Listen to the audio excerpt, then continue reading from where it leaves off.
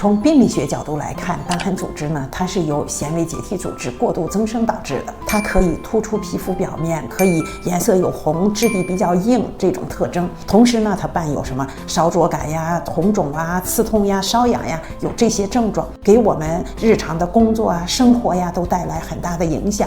那么引起这个瘢痕里面的增生的因素有哪些呢？第一个因素就是伤口处的炎症感染。我们创面发生了感染，炎症因子就会刺激瘢痕细胞的增生，反复的感染就会引起肉芽组织的超常增生。第二个因素就是不正确的治疗方式。由于瘢痕组织的细胞呢，它比较敏感，如果说你长期使用不正确的祛疤手段或者是方式，会让患处呢受到不良的刺激，诱使瘢痕增生。第三个因素就是局部皮肤的张力，瘢痕的方向呢和我们皮肤的张力呢，如果说你不一致，疤痕内的张力就会比较大，或者是活动部位的慢性牵拉，也是瘢痕增生形成的一个因素。那第四个因素就是瘢痕体质。